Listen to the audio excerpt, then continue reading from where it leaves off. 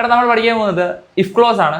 നിങ്ങൾക്ക് 2 മാർക്കിന് മാക്സിമം പ്രതീക്ഷിക്കാം, 1 മാർക്കെങ്കിലും നിങ്ങൾക്ക് മിനിമം ഉറപ്പായിട്ടും കിട്ടും. നമ്മൾ ഇഫ് എന്ന് പറയുന്ന ഒരു പോയം പഠിച്ചിട്ടുണ്ട്. അപ്പോൾ അത് ബേസ് ചെയ്തിട്ട് നമുക്ക് ചോദിക്കുന്ന ഒരു ഗ്രാമറിലെ പോർഷനാണ് ഇഫ് ക്ലോസ് എന്ന് പറയുന്നത്. വളരെ ഈസിയാണ്, നമുക്ക് ഈസി ആയിട്ട് മാർക്ക് മേടിക്കാനും പറ്റും. നമുക്ക് ജസ്റ്റ് ഒന്ന് പഠിച്ചാലോ? 3 കാര്യം പഠിച്ചാൽ മതി. നമ്മൾ ഇതിൻ്റെ കൂടെ തന്നെ പ്രീവിയസ് ക്വസ്റ്റ്യൻ എന്ത് ചെയ്യുന്നുണ്ട്, ഡിസ്കസ് ചെയ്യുന്നുണ്ട്. ഈ ഇഫ് ക്ലോസിൽ വന്നിട്ടുള്ള ഇതിന് മുന്നേ വന്നിട്ടുള്ള ക്വസ്റ്റ്യൻസ്, നിങ്ങളുടെ മോഡൽ എക്സാമിന് സഹിതം ക്വസ്റ്റ്യൻ വന്നിട്ടുണ്ട്, നമ്മൾ എന്ത് ചെയ്യുന്നുണ്ട്, അതും കൂടി നമ്മൾ നോക്കുന്നുണ്ട്. ഓക്കെ, എടാ എൻ്റെ കൂടെ പഠിക്കണം, നിങ്ങൾ സ്കിപ്പ് ചെയ്ത് പോകരുത്. ഓക്കെ, നിങ്ങൾക്ക് വെറുതെ കിട്ടുന്ന മാർക്കാണ്. വെറുതെ കിട്ടുന്ന പറഞ്ഞാൽ അത്ര ഈസി ആയിട്ട് നമുക്ക് മേടിക്കാൻ പറ്റുന്ന മാർക്കാണ്. ഓക്കെ, നോക്കാം 3 കാര്യം. അപ്പോൾ നോക്കിക്കോ, ഇഫ് ക്ലോസ് എന്ന് പറഞ്ഞു കഴിഞ്ഞാൽ ഇത് നമ്മൾ വേറൊരു പേരും കൂടെ പറയും, കണ്ടീഷണൽ സെന്റൻസ് എന്നും പറയും. എന്ത് പേരും പറയും? Conditional sentence. നമ്മളിവിടെ ഒരു കണ്ടീഷനാണ് പറയുന്നത്. ഒരു കാര്യം പറയുന്നു, അത് സാറ്റിസ്ഫൈ ചെയ്ത് കഴിഞ്ഞാൽ മറ്റൊരു കാര്യം സംഭവിക്കും എന്ന് നമ്മൾ പറയുന്നു. അതാണ് സംഭവം. ഓക്കെ, ഇപ്പോൾ ഒന്നാമത്തെ റൂൾ, ഇവിടെ 3 റൂളേ ഉള്ളൂ. ഇത് ഫസ്റ്റ് റൂളാണ്, ഒന്നാമത്തെ റൂളാണ്. അതായത് if clause plus V1.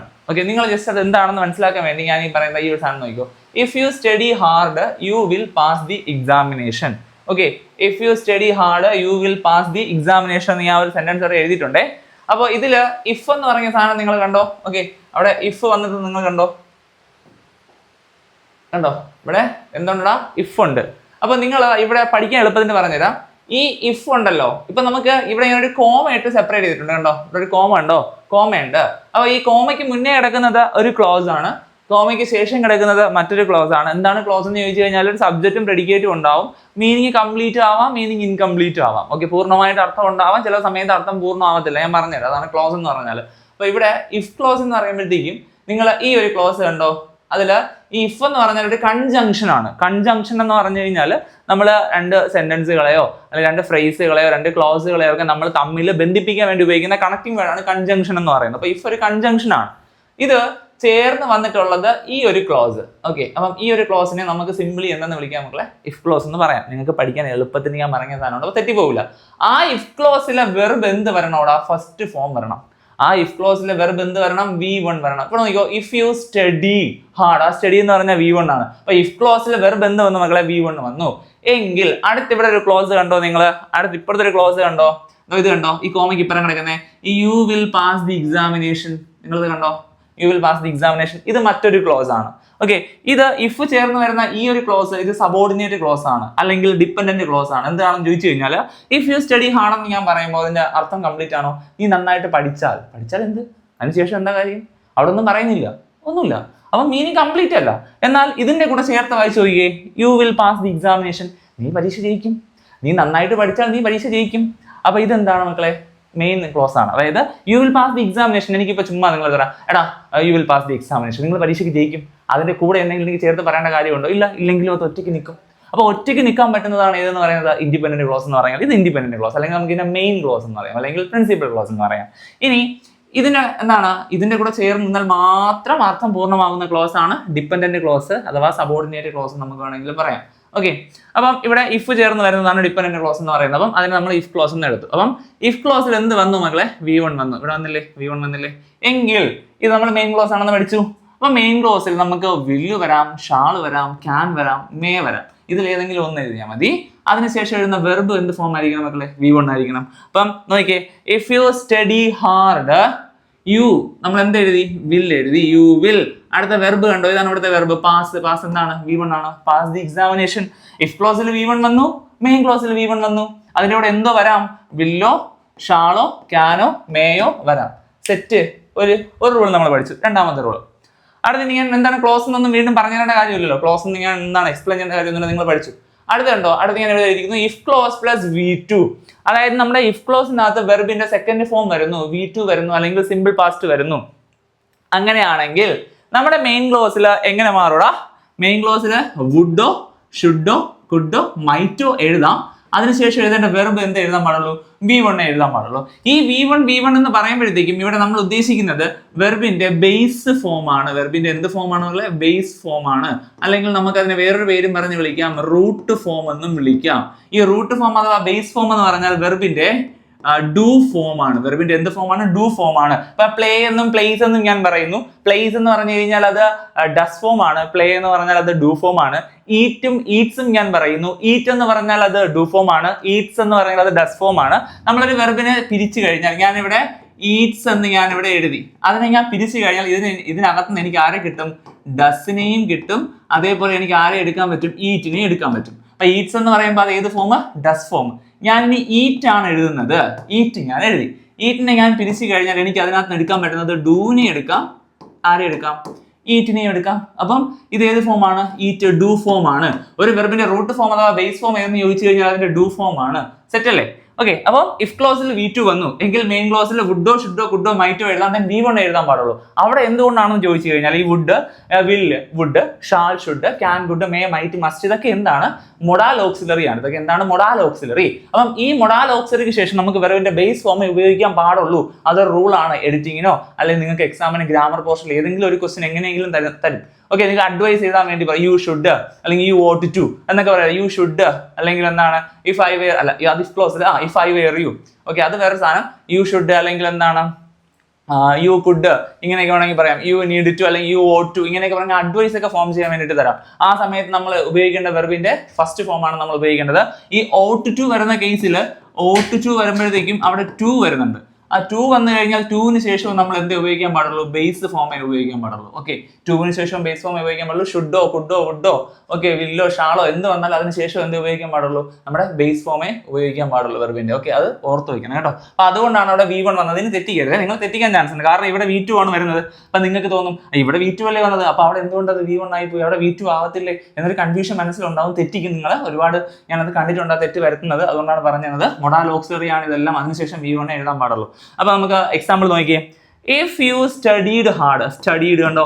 Studied എന്ന് പറയുന്നത് എന്താണ് മക്കളെ? V2 ആണ്. Studied hard. യു വുഡ്, നമ്മൾ വുഡ് എഴുതി. യു വുഡ് അതിനുശേഷം എഴുതി കണ്ടോ? Verb pass. അത് എന്ത് തന്നെ എഴുതി? V1 എഴുതി. You would pass the examination. രണ്ടാമത്തെ റൂള് കഴിഞ്ഞു. അടുത്ത മൂന്നാമത്തെ rule. If clause plus had plus V3. If ക്ലോസിൽ എന്ത് വരണം? ഹാഡ് പ്ലസ് V3 വരണം. അതായത് പാസ്റ്റ് പെർഫെക്റ്റ് ഫോം വരണം. എന്ത് വരണം? പാസ്റ്റ് പെർഫെക്റ്റ് ഫോം വരണം. അങ്ങനെയാണെന്നുണ്ടെങ്കിൽ നമ്മൾ മെയിൻ ക്ലോസിൽ നമുക്ക് വുഡോ, ഷുഡോ, കുഡോ, മൈറ്റോ ഉപയോഗിക്കാം.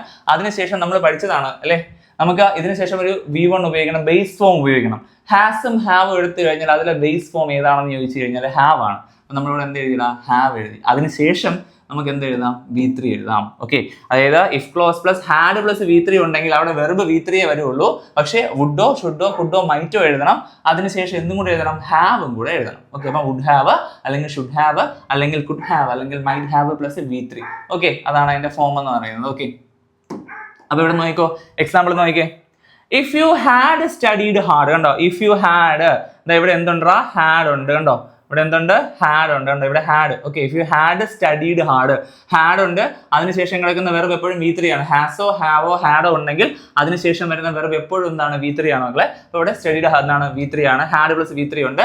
മെയിൻ ക്ലോസിൽ പോയപ്പോഴോ വുഡോ, ഷുഡോ, കുഡോ, മൈറ്റോ നമുക്ക് ഉപയോഗിക്കാം. അതിനുശേഷം എന്ത് ഉപയോഗിക്കണം? ഹാവ് ഉപയോഗിക്കണം. അതിനുശേഷം V3 ഉപയോഗിച്ചു. Pass, past, past. പാസ്ഡ് എന്ത് തന്നെയാണ്? V3 തന്നെയാണ്. Passed the examination. എളുപ്പമല്ലേ? 3 റൂളേ നമുക്ക് പഠിക്കാനുള്ളൂ. വളരെ സിമ്പിൾ ആണ്. ഒന്നാമത്തത് ഇഫ് ക്ലോസ് പ്ലസ് V1 വന്നു കഴിഞ്ഞാൽ വില്ലോ, ഷാളോ, ക്യാനോ, മേയോ പ്ലസ് V1. ഇഫ് ക്ലോസിൽ V2 വന്നു കഴിഞ്ഞാൽ വുഡോ, ഷുഡോ, കുഡോ, മൈറ്റോ പ്ലസ് എന്താണ്? V1. അടുത്ത ഇഫ് ക്ലോസ് പ്ലസ് എന്താണ്? ഹാഡ് പ്ലസ് V3 വന്നാൽ വുഡോ, ഷുഡോ, കുഡോ, മൈറ്റോ plus have plus V3. Rule നമ്മൾ പഠിച്ചു. നമുക്ക് ക്വസ്റ്റ്യനിലോട്ട് പോകാമേ. പ്രീവിയസ് ക്വസ്റ്റ്യൻ ആണേ. ഇതാ ഇവിടെ നോക്കിക്കേ. If I had tried again. If I had tried again. Okay. If I had tried again. കണ്ടോ? If I had tried again. ഇവിടെ had ഉണ്ട്. had tried. Obviously tried എന്താണ്? V3 ആണ്. ഇവിടെ ഓപ്ഷൻ എന്ത് ചെയ്യാം? നമുക്ക് ചൂസ് ചെയ്യാൻ പറ്റും. ഓപ്ഷൻ ഇതാണ്. I could solve the problem. Okay, നമുക്കറിയാം had പ്ലസ് V3 വന്നാൽ കുഡോ, ഷുഡോ, എന്താണ്? മൈറ്റോ, വുഡോ വരാം. അതിനുശേഷം ഹാവും കൂടെ വേണം. അപ്പം ഈ ഓപ്ഷനിൽ ഹാവ് ഇല്ല. അപ്പൊ ഇത് എന്താ മക്കളെ? തെറ്റാണ്. ഓക്കെ, ഇനി അടുത്ത് നോക്കി. I could have solved the problem. കണ്ടോ? ഐ ഉണ്ട്, സബ്ജക്റ്റ് ഉണ്ട്, അതിനുശേഷം കുഡ് ഉണ്ട്, പിന്നെ എന്തുണ്ട്? ഹാവ് ഉണ്ട്, V3 ഉണ്ട്. അപ്പൊ നമ്മുടെ ശരിയായിട്ടുള്ള ഓപ്ഷൻ ഏതാണ്ടോ? I could have solved the problem. നമ്മുടെ മൂന്നാമത്തെ റൂളാണ് അതിനകത്ത് വരുന്നത്. സെറ്റ് അല്ലേ?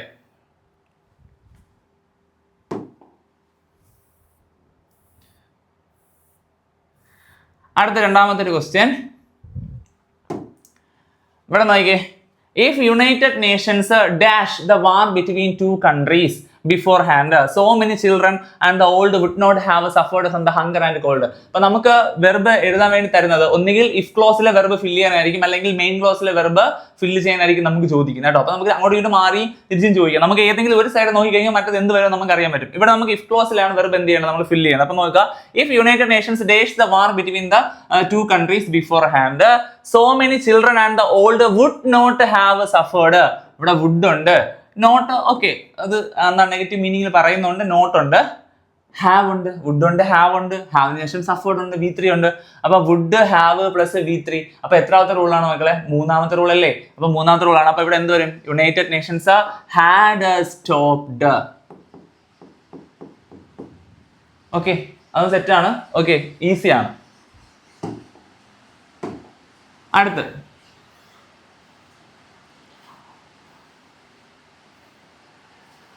അവിടെ ഒരെണ്ണം കൂടെ ഉണ്ടോ, ഞാനത് വിട്ടുപോയേ, ഒരെണ്ണം കൂടെ ഉണ്ടേ, നോക്കിക്കോ.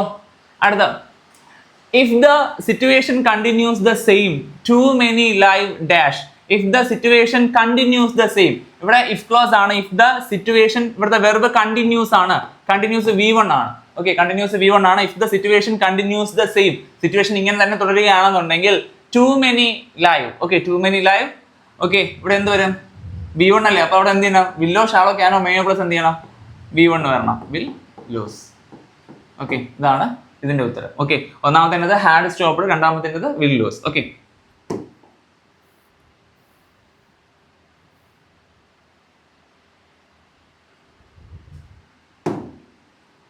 അടുത്ത് നോക്കിയേ.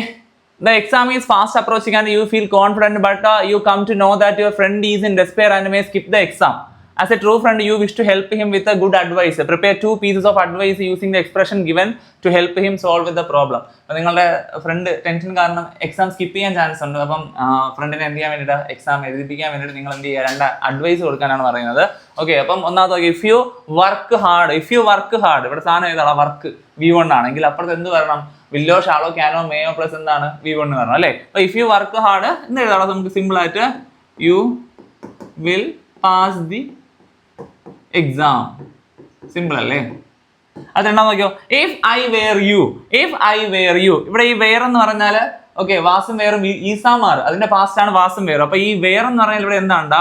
V2 ആണ് അല്ലേ? അപ്പം V2 ആണ്. V2 വന്നാല് വുഡോ ഷുഡോ കുഡോ മൈറ്റോ പ്ലസ് എന്താണ്? V1 വരണം അല്ലേ? ഇപ്പം നീ നിന്റെ സ്ഥാനത്ത് ഞാനായിരുന്നു എങ്കിൽ എന്നാണ് ഉദ്ദേശിക്കുന്നത്. ഓക്കെ, അപ്പൊ എന്തെഴുതാടാ? ഐ, ഞാനിവിടെ എഴുതുകയാണ്, I would not skip the exam. Simple. Okay, set. ഇനി അടുത്ത്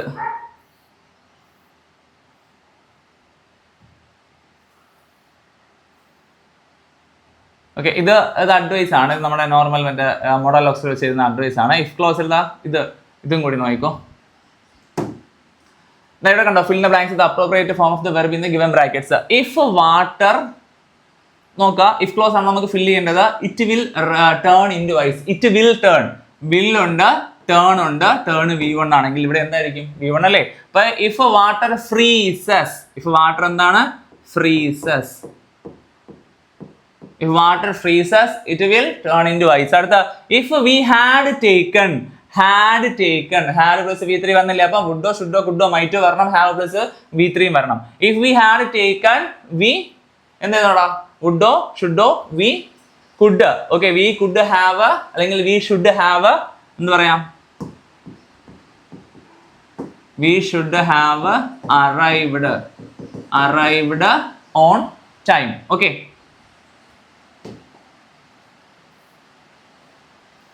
ഓക്കെ, അത്രേ ഉള്ളൂ ഇഫ് ക്ലോസ്. ഓക്കെ, നമ്മൾ മാക്സിമം പ്രീവിയസ് ഇയർ എന്ത് ചെയ്തിട്ടുണ്ട്? ഇതിനകത്ത് തന്നെ കവർ ചെയ്തിട്ടുണ്ട്. വളരെ ഈസി ആയിട്ട് നിങ്ങൾക്ക് മാർക്ക് മേടിക്കാൻ പറ്റും. നിങ്ങൾ അത് ക്വസ്റ്റ്യൻ കണ്ടപ്പോൾ തന്നെ നിങ്ങൾക്ക് മനസ്സിലായി കാണും. ഓക്കെ, നമ്മൾ ഗ്രാമർ നോട്ട്സും ബാക്കി കംപ്ലീറ്റ് നോട്ട്സും കമ്മ്യൂണിറ്റി ഗ്രൂപ്പിൽ ഷെയർ ചെയ്യുന്നതാണ്. നിങ്ങൾ എന്ത് ചെയ്യുക മക്കളെ? കാണുക, വീഡിയോസ് കണ്ട് പഠിക്കുക, നോട്ട്സ് ഒക്കെ നോക്കുക. ഓക്കെ, നിങ്ങൾ എന്ത് ചെയ്യുക? A+ മേടിക്കുക. അതിലുപരി മാക്സിമം ഫുൾ മാർക്ക് സ്കോർ ചെയ്യാൻ എന്ത് ചെയ്യുക? നോക്കുക. അപ്പോൾ എല്ലാവർക്കും ബൈ.